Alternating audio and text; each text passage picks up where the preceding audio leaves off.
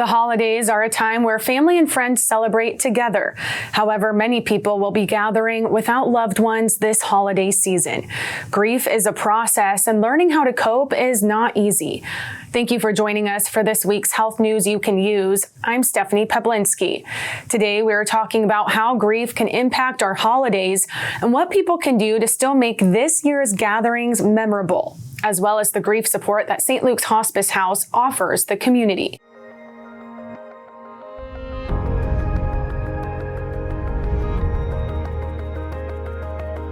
With me today is Reverend Allison Marcus, Chaplain and Bereavement Coordinator at St. Luke's Hospice House. Allison, thank you so much for joining us today. Happy to be here. Well, we know the holidays are so hard to go through, especially after losing a loved one. How important is it to understand the grieving process during this time? Yeah, I think the first thing is just to look at the bigger picture of what we have as a culture. And that's, we have lost the general practice of grief.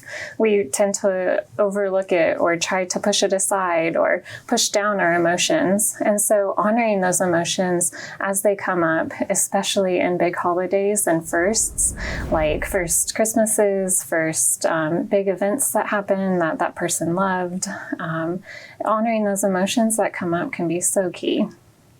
What are some of the common things that people go through during their grief journey? Yeah, I think the most common question I get asked is what I'm feeling normal? Mm-hmm. And that's a valid question. We want to know that these new emotions that we're experiencing, are they okay? And I'd say yes, most of the time it is normal. But it's important to note that everyone's grief journey is going to be unique and complex because the relationships you had with that person is unique and complex. Mm-hmm. And so you can go through some of the same things, but they might come up at different times or they might take a little longer. What can people do to bring hope, comfort, and some joy to what is otherwise just a really difficult day or season? Yeah, I think the biggest thing we can do is to think for ourselves as what's going to be most meaningful for this, to honor this person on this day. Mm-hmm. So you could mention their name that day. You could share stories about who that person was, funny stories or sad stories or memorable stories around other big holidays that happened. I think the biggest thing we can do is be authentic in sharing those stories about that person, because that's really what's important in honoring our feelings in the healing process. You could also think about what tangible thing do I want to do? Do I want to light a candle at the table as that person is there? Do I want to keep an old tradition that person loved? Do I want to start a new tradition to honor that person? Do you want to make their favorite dish and bring it to the holiday table? One of my favorite stories that my family does is my grandmother always brought a cherry pie homemade from her kitchen to ours. And once she passed, my family kept that tradition. And so every year at our table is a homemade cherry pie. Mm-hmm. And it's a way to honor the love and care that my grandma had in the kitchen for her family. I love that tradition. You can just see your smile on your face.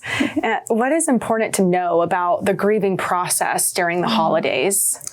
Yeah, I think the biggest thing we can do for ourselves is to give ourselves permission. Mm-hmm. Permission to feel our feelings, permission to do what we need for that day. Perhaps you need to be with family and friends. Mm-hmm. Perhaps you need to be by yourself.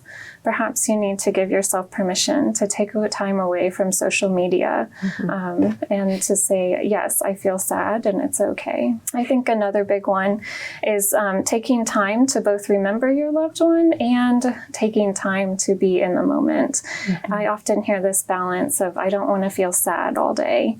And so how is it that we can honor our loved one with a thing that we do, and then also be in the moment with the people that we're around. Mm-hmm. And so finding that balance can be really hard, but also really key in honoring the holidays.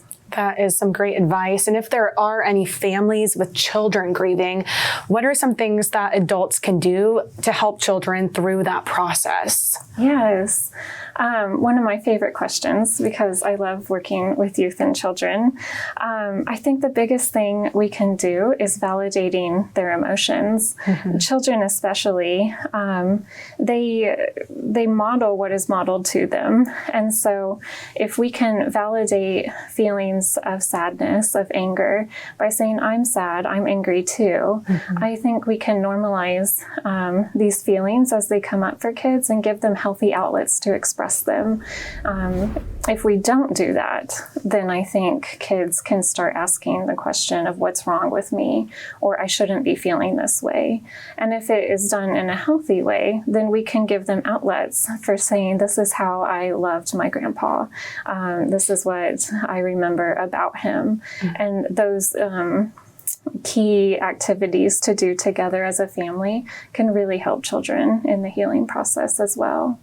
And for teenagers, I think giving themselves permission to feel what they feel and what they need as well.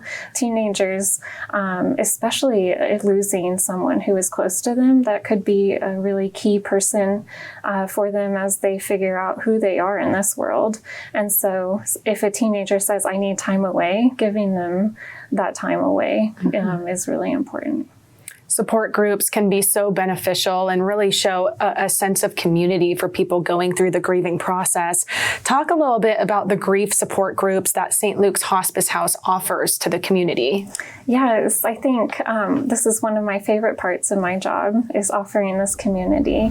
It is so important to remember that we're not alone in these feelings of grief. Mm-hmm. Everyone experiences grief. At St. Luke's, we have what's called Cafe Hope, which meets on Tuesdays at 2:00. And if there's someone in the community, anyone in the community that would like to join that group, they can call the bereavement office at St. Luke's Hospice House, and we would love to connect them. Well, thank you so much, Allison, for joining us today. You've offered just some great advice. Thanks for having me. To learn more about understanding the grief journey, visit stlukeskc.org/grief journey. You can also stay up to date with all the latest health news and stories from St. Luke's at stlukeskc.org/news. Thanks again for watching. We'll see you next time on Health News You Can Use.